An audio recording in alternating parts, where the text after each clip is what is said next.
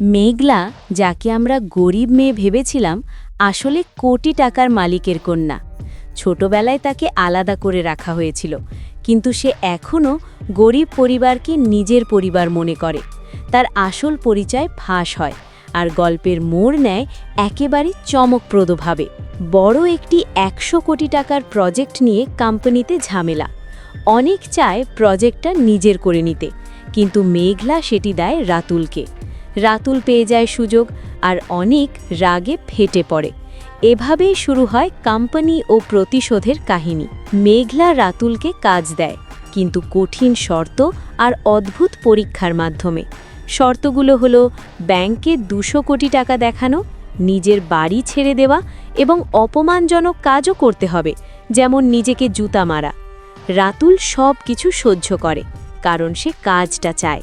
মেঘলা পুরো ঘটনাটিকে এক ধরনের খেলা বানিয়ে দিয়েছে।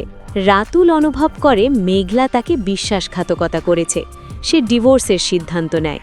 এই অংশে দেখা যায় ভালোবাসা বনাম অহংকারের সংঘর্ষ।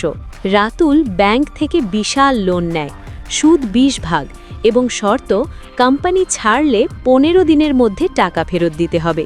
এটি তার জন্য এক বিশাল ঝুঁকি, আর নাটকীয়তার মাত্রা বাড়ায়। দেখানো হয় কিভাবে সে নিজের দায়িত্ব ও সাহস প্রমাণ করছে। মেঘলা পুরো পরিস্থিতিকে একটি খেলা বানিয়ে দেয়। সে চায় দেখতে শেষ পর্যন্ত কে জেতে, কে হারে। তার মাও এই খেলায় জড়িত, আর সব কিছু আরও নাটকীয় হয়ে ওঠে। এই পর্ব দেখায় সত্যিকারের পরিচয় কখনো লুকানো যায় না। অহংকার ও প্রতিশোধ কখনো শান্তি দেয় না। সাহস, ধৈর্য আর ভালোবাসা সব সময় শেষ পর্যন্ত বিজয়ী হয়। বন্ধুরা, এই ছিল গরিব ঘরে রাজপুত্র ১৪ পর্বের মূল হাইলাইটস।